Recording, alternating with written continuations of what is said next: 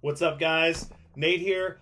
Today, I'm actually going to be talking about the differences between the Scream 2022 film and the Scream 2022 script, the first draft.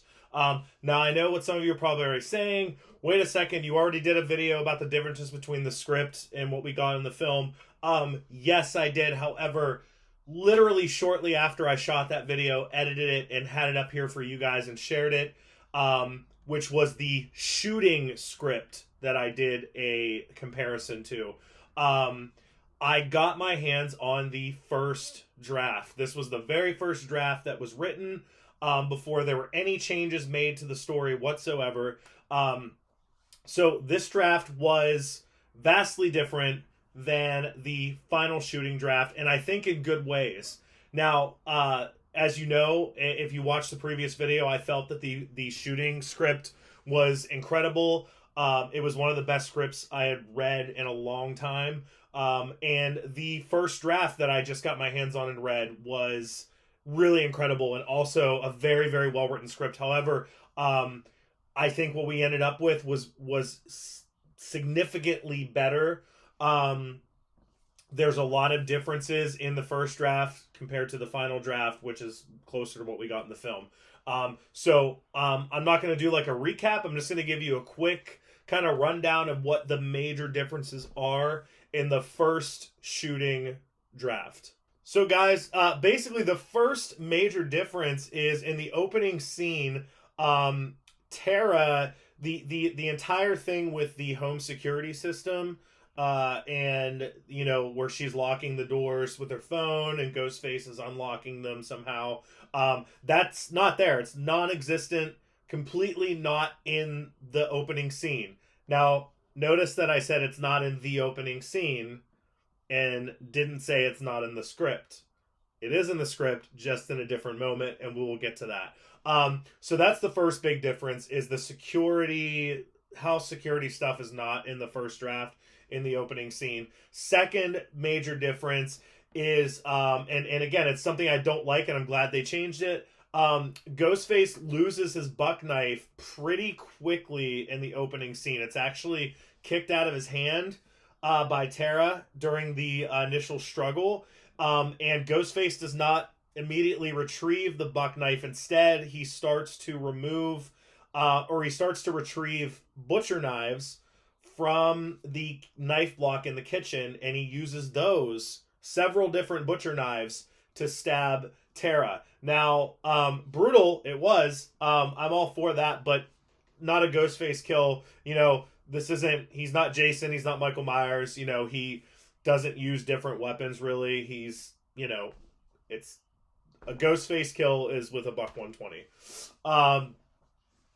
So yeah, I'm glad they changed that. I'm glad that like the first time we see Ghostface in the film in 10 years, that he wasn't immediately like, oh, there goes my buck knife. Oh, I guess I'll use these kitchen knives. I'm so glad they changed that. Also, guys, one of the other big differences is that this film had a different title when they wrote the original script. Obviously, the script is written under the code name Parkside, which all the scripts were like that, and that was the code name for the film during production. However, in the first draft, after Ghostface slashes Tara and we cut to the title scene, it says in this script in the first draft that the title of the film was Scream Forever. But again, that was the second major difference. Third major difference would be Vince in this first draft drives a pickup truck, and his death scene is vastly different. Now, I already talked about the differences in the final shooting draft, and there's a lot of those that are actually present in this original script. One of which being that if you haven't watched the video, I'll go over that basically.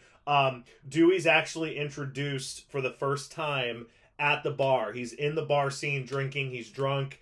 He actually tries to intervene in the confrontation between Vince and Chad. And Dewey actually gets into a physical altercation with Vince, which leads him to being a suspect after Vince is killed. Having said that, In the first draft, Vince drives a pickup truck. After he gets kicked out of the bar, he gets into his pickup truck and he leaves down the road by himself, driving out towards the middle of nowhere. And suddenly Vince has a flat tire. Vince pulls over. He notices that there is a buck knife sticking in his tire. He drove all the way with this buck knife in it, and it finally went flat. So Vince assumes that it was Dewey that did this, verbally accuses Dewey out loud, even though he's the only one out there, or so we think. Vince gets the jack out of his truck, jacks his truck up, and begins to the process of changing the tire, at which point we see Ghostface dash across the screen, and we now know that Ghostface is there and is stalking Vince. Ghostface appears, stabs Vince. Vince runs. There's a little bit of a scuffle. Ghostface dashes away. Vince tries to hide underneath the truck. Ghostface, as you can imagine, the first thing he does is he tries to kick the jack out from underneath the truck, which causes the truck to fall, and Vince narrowly escapes. So the truck doesn't crush Vince, but he just makes it out. He stands up. Ghostface is now gone. Vince hides behind the truck, kind of slowly creeps around the truck that's parked, makes his way to the back and stops. Isn't sure where Ghostface may or may not be. He's now behind the truck, hiding like this. If this is the bed of the pickup truck, Vince is like down here hiding. I'm just trying to give you a visual because it's, when you're going by memory from reading that script only one time. Vince slowly starts to stand up to get a better view and see if Ghostface is anywhere to be found. And as he rises up, Ghostface is right there, hiding in the bed of the pickup truck, and he then stabs Vince directly in the face. Like, it literally says he gets stabbed square in the middle of the face. The entire knife goes square into the middle of his face, and he dies. The next major difference is that when Wes and Judy are killed, again, like the final shooting draft, as Judy's dying, she does remove Ghostface's mask, which is a callback to Casey Becker's death scene in Scream 1. And then the next major difference is with the scenes with Wes in the house after Judy's been killed and after he gets out of the shower. This is where the alarm system scene takes place. Basically, Wes realizes there's something wrong. He begins to make sure everything's locked down, just like his mom taught him. And Ghostface starts to lock and unlock the doors. Basically, we get that great moment from the opening scene in the movie with Tara. In this version, the first draft of the script, that actually took place later in the movie at Wes's house. And then Ghostface ends up appearing. Wes goes for his mother's service revolver. Not revolver, I don't know why I said that. Wes goes for his mother's service firearm or handgun. And Wes is trying to use the handgun against Ghostface. And they get into a very similar showdown as they do in the final movie with the knife, only this time the struggle is over a gun, and Ghostface overpowers Wes, pushes the gun up, boom, fires, blows Wes's head off basically all over the door. Again, brutal and cool, but in my opinion, not a Ghostface kill. Ghostface doesn't use guns. I mean, yes, the killers use guns, meaning after they've been revealed and have been unmasked, but Ghostface doesn't kill people with guns. So I'm glad they changed that. Trying to think. There were a couple other... Oh, okay. So whenever we get to the party scene, Wes... Or I'm not sorry, not Wes. When we get to the party scene, remember how everybody kind of had that weird issue where it was like, why a basement? There's no basement in Stu's house. Why wasn't the scenes in the garage? And even in the shooting script, all those scenes were there. In the basement, there was no garage or anything. In this first draft, the basement is still present, and those basement scenes do still take place. However, there is still an additional scene in the garage with the characters that's very reminiscent of the second scene in the basement in the movie with Richie and Sam, where they are hiding out in the basement in the first draft, that takes place in the garage. So the garage does make an appearance in the first draft. I wish they had kept that. I wish the garage appeared in the movie. And that, honestly, guys, that's largely it. That's largely the biggest differences. There's little things like the phone call that Sydney receives when she receives the call from Dewey. It's basically the same call, only she's not out jogging somewhere. She is actually at home with her kids, getting them ready to go off to school. So it's just a different, same scene, but completely different setting. And I believe in the first draft it says that she lives in Seattle, whereas in the final shooting script it says that she lives in Wilmington, North Carolina, which, again, if you watched my other video, that's where they filmed the movie.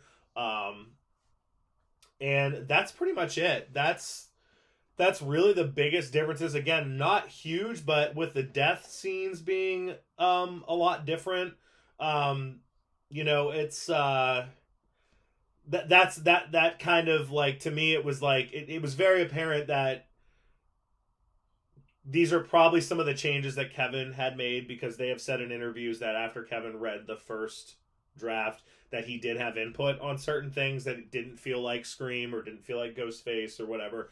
I'm guessing that was a lot of it was like, Ghostface doesn't really use a gun, so we gotta change that.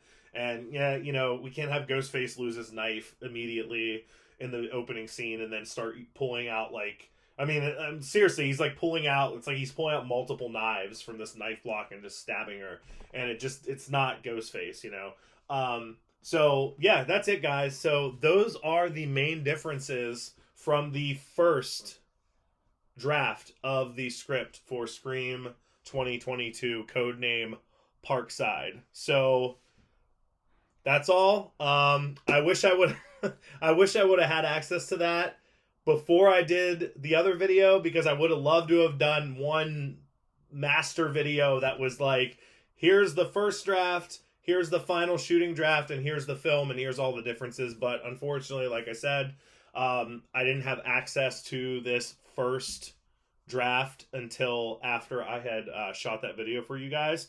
But there you go. Those are the main differences. And, I gotta say, it goes to show how good that script was, that there really didn't need to be a lot of changes, and it shows you how good a film can be without all that studio interference that, in my opinion, ruined Scream 4. I love Scream 4. I don't think it's a bad movie. Just have a lot of issues with it, and I think we would have got a much better Scream 4 if it wasn't for all of the Weinstein interferences and influences. But what can you do? Can't dwell on the past. Let's just focus on the future.